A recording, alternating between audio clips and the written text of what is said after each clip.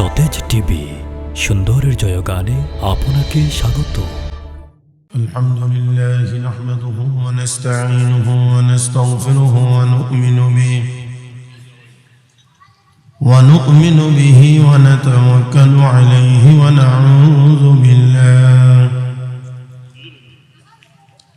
না'উযু বিল্লাহি মিন শুরুরি আনফুসিনা ওয়া মিন সাইয়্যাতি আ'মালিনা। من يهده الله فلا مضل له ومن يضلله فلا هادي له ونشهد أن لا إله إلا الله وحده لا شريك له ونشهد أن سيدنا وسندنا وحبيبنا ومولانا محمدا عبده ورسوله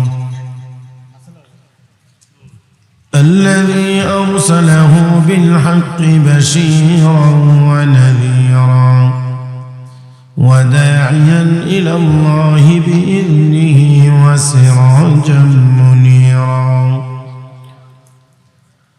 صلى الله تعالى عليه وعلى آله وأصحابه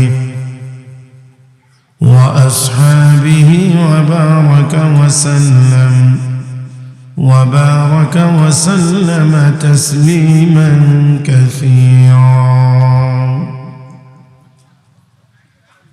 أما بعد فأعوذ بالله من الشيطان الرجيم. بسم الله الرحمن الرحيم.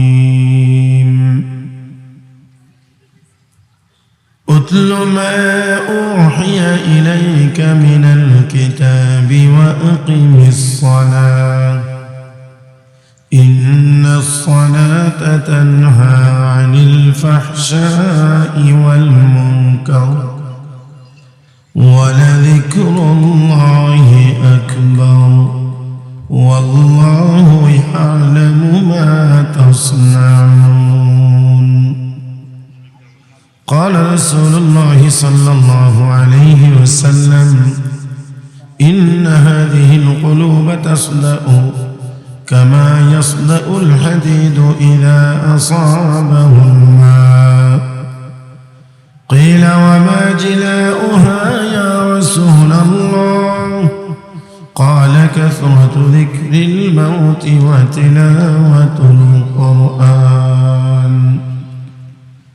صدق الله مولانا العظيم وبلغنا رسوله النبي الأمي الكريم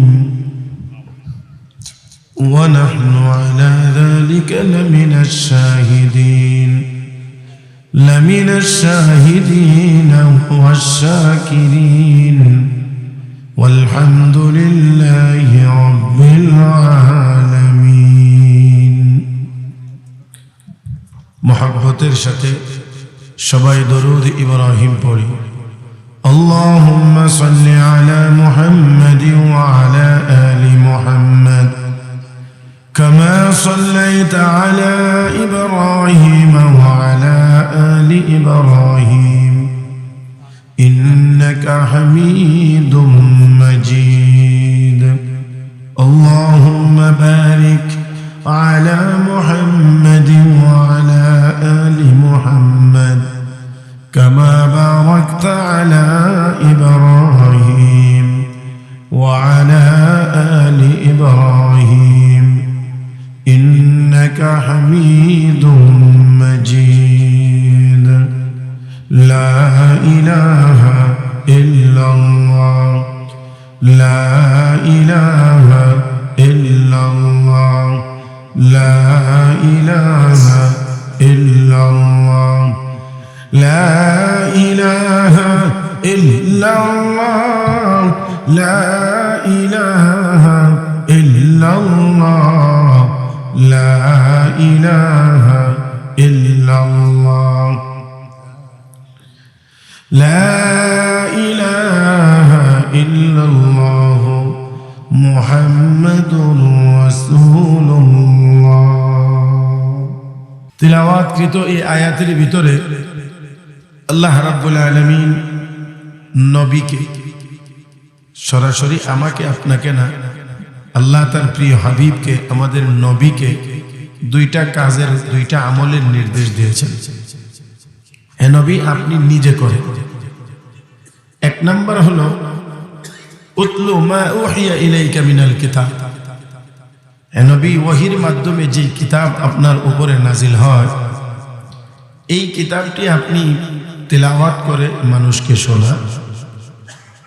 আমি আশা করি আপনারা বুঝলে একটু জবাব দিবেন, ওহীর মাধ্যমে নবীর উপরে যে কিতাবটি নাজিল হয়েছিল সেই কিতাবের নাম কি? মাশাআল্লাহ, সবাই একটু বলেন, এই কিতাবের নাম কোরআন। তাহলে আল্লাহ রাব্বুল আলামিন নবীকে নির্দেশ দিয়েছেন, হে নবী, আপনি কোরআন তেলাওয়াত করেন, আপনি নিজে তেলাওয়াত করেন। অন্য আয়াতের দিকে যদি আমরা তাকাই তাহলে দেখব আল্লাহ রাব্বুল আলামিন নবীকে যত দায়িত্ব দিয়ে দুনিয়াতে প্রেরণ করেছেন, যত দায়িত্ব দিয়ে, এর মধ্যে অন্যতম দায়িত্ব হলো কোরআনের তেলাওয়াত। নবী কোরআনের তেলাওয়াত করবেন।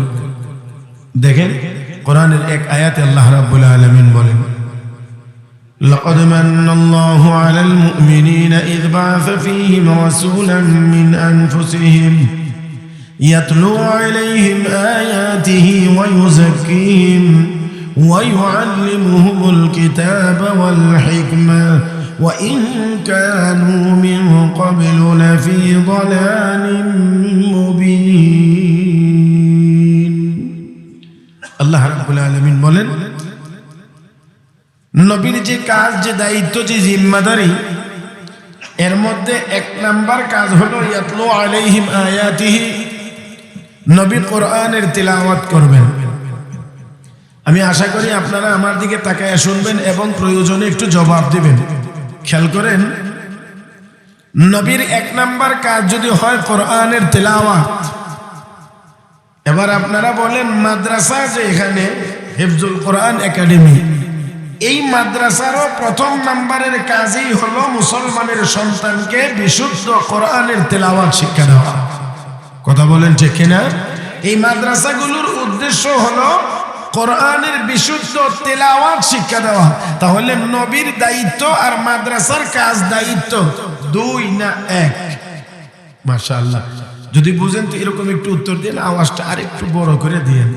মাহফিলে একেবারে নীরব বসে থাকা যায় না, কিছু শুনতে হইলে কিছু হা হু তো করা লাগে, কিছু উত্তর তো দেওয়া লাগে। কি বলেন ঠিক কিনা? তাহলে নবীর কাজ, মাদ্রাসার কাজ দুই না এক?